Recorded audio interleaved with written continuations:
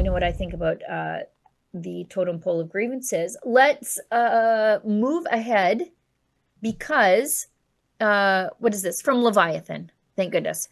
Doing great work out there on X. If you don't follow Leviathan, you definitely should. They cover a lot of these, well, not a lot of them. Primarily, that's what they cover is anti-Semitic protests, nonsense, activists within the anti-Semitic pro-Hamas movement post October 7th. Aerial footage of the 11 arrests that occurred in Toronto show a clear view of how Toronto police conducted their finally long overdue crackdown on terrorist sympathizers in a contained zone.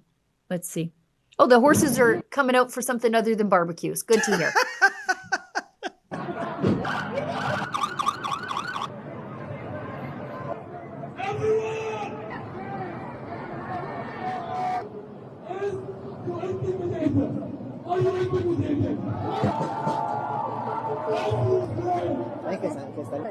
Mira, mira, mira, ¿la viste? Y están gritando que si la policía...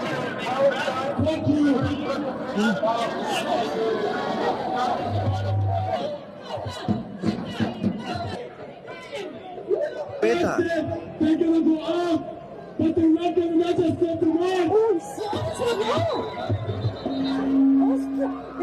Oh, fuck, sí.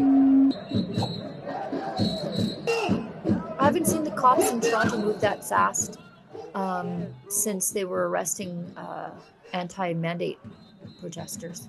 That's crazy. Wow. So, Sheila, let me get this straight. When you say 11 arrests, we're talking about the Hamas holes getting arrested, not peaceful counter demonstrators or citizens passing by and giving the finger because they're tired of being gridlocked in traffic, or independent journalists. They're actually arresting the shite disturbers for a change. Unbelievable.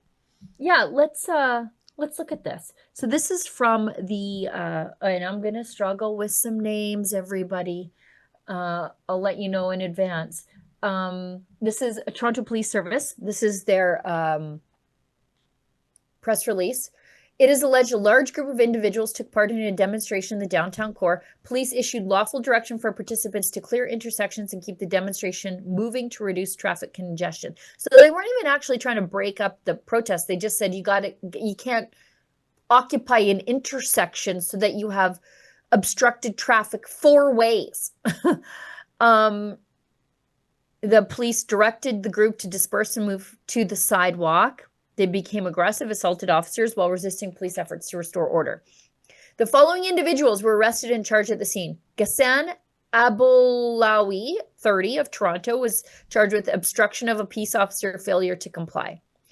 Deidre Cahill, it's a very Anglo-sounding name, of 43 of Oakville. Oh, this is one of those cat moms.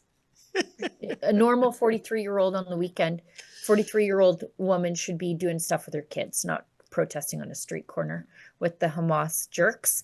But her cat's probably able to take care of himself on a Sunday and a Saturday. She's charged with mischief and interference with property. Anna Ellergott, 28 of Toronto, is charged with obstruction of a peace officer, assault of a peace officer. How much do you want to bet she's going to get? Far less than Tamara Leach. We've got Yusuf Alizada, 32 of Toronto, obstruction of a peace officer, possession of a prohibited weapon. Wow. And carried a concealed weapon. That's not good. Noor Abu Ali, 28 of Mississauga, was charged with obstruction. Thomas Butko, 38 of Georgina, was charged with 2 counts of assaulting a peace officer. Salim Alawa, 28 of Burlington, was charged with assaulting a peace officer, causing a disturbance, mischief to interfere with property. Adam Diabas, 26 of Brampton, was charged with obstruction of a peace officer. They're all scheduled to appear September 8th. Then Leslie Solomonian, 47 of Toronto, obstruction of peace officer. Jamil Nasser of Windsor, charged with obstruction of a peace officer, assault of peace officer. Those ones are appearing on the 12th in court. So that's a violent protest. lots of assaulting a peace officer, obstructing a peace officer, carrying a concealed weapon, carrying a prohibited weapon, probably the same weapon. They just two different ways on that. Then your general mischief and assault, or your general mischief and interference with property. So this seems far more violent than anything the convoy did. And yet these guys were probably out on bail that afternoon and they will never see the inside of a jail cell. Well, Sheila, I guess I know what my assignments are on September 8th and September 12th. Yeah. There's another, I think there's another one too. That might, sorry, those are the only dates that I have right now. The 8th and the 12th. You are Ontario Court of Justice both days, please. You know, that's a little disturbing, carrying the weapons, isn't it? And, you know, I say that in the context of in May we had the Walk with Israel March. And it was right in front of me. And there were police right there. And it was an individual, Sheila, with a grenade. Is it a real grenade? Is it a replica grenade? Is it a toy grenade? I don't know. But do you think that when you have somebody all masked up and he's part of Team Hamas and there are literally almost 60,000 Jews marching by within an arm's throw of this potential explosive device, do you think maybe the police would talk to that fellow, have him surrender? That there it is. There's the photo. Yeah. Nothing. How dare they just assume that is just a replica? That's not real. And you can't assume. I would argue, Sheila, post 9/11, you have to prepare for the worst. And I was speaking to the police officers. They would not even acknowledge my questions. I said, what are you going to do? Aren't you going to check it out? Nope, nothing. So now that they have arrested members of this ilk and they have found them to be weaponized, maybe we have to take a harder look at this. So I guess the question is, Sheila, come this weekend, are they going to be up to their regular shenanigans, or did this send a message? Or maybe we have to send a louder message.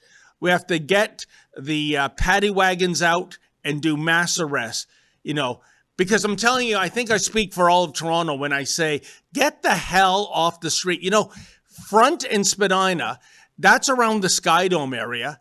And when there is a baseball game, and there was that day, traffic is already gridlock enough, Sheila. So when you have these jerks doing their demonstration and, I forgot, they have a right to prayer, you see, even though there's a mosque within walking distance. It doesn't matter. You can pray with this. Look, this is Canada. We can pray wherever we want, but you don't get to block the street. Like if I was out in the middle of the street saying the rosary, the police would whack me and stab me. Yeah. and rightfully so.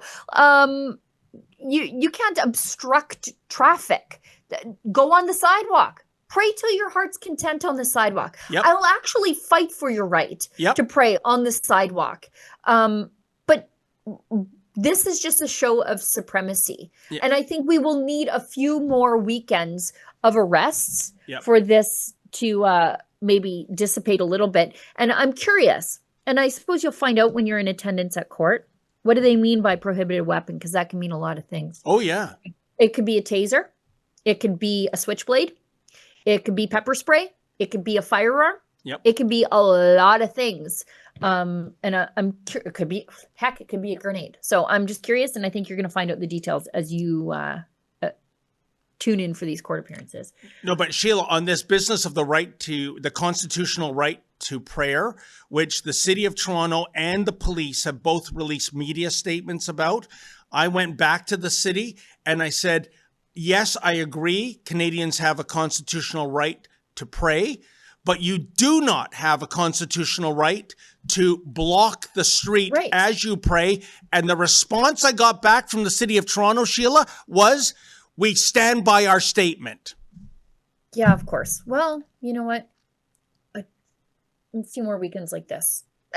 That's what I want to see. I think that's what most Torontonians want to see too. Now, before we hit an ad breaks, we're already at the end of the show, but we have a few more things we need to touch on because they ended up in the YouTube headline and we got some chats to get to also. Okay. This is a big scoop from us. Well, from me, actually. From, I think it was last Friday. Scoop. RCMP had 0 briefings on anti-Semitism in 2024, even as attacks on Jews skyrocketed. Can you, like, and so now I've done some investigating, and I'll let you know how this compares to other religious groups that everybody seems to be pretty concerned about all the time. I'm going to see how many RCMP briefings were on Islamophobia versus how they treated the Jews. And what is important is that there is a skyrocketing amount of attacks on Jews. B'nai B'rith recorded 5,791 anti-Semitic incidents in 2023, 109% increase from the year before. Physical violence against Jews more than tripled, while incidents of harassment and vandalism skyrocketed. Toronto police, 203 hate crimes between October 2023 and just early 2024, so just a few months. 56 of them were 56%, so over half of all hate crimes were targeted at Jews in Toronto. Oh, and Sheila, if the I Jewish may, girls' schools. Yeah, sorry. Yeah. It is all the more appalling when you consider the percentage of Jews in Canada. Basically, Canada-wide, you're talking about 1%. In Toronto, it's about 4%. So that makes those numbers even more amplified than they already are. Right. And then I went on to point out that the RCMP commissioner received briefings in 2024 on topics like diversity, equity, and inclusion programs, internal communications about climate resiliency, and protest management strategies. Well, what about land acknowledgements? Did they get training in that too? Well, we know they do them before they give briefings on missing kids, of all things. Anyway, so that was a scoop from us, and now I'm going to compare it to the Islamophobia briefings, and then I'm going to do it on the churches also. So we'll see. Yes. I just want to see how things compare and where the focus is on.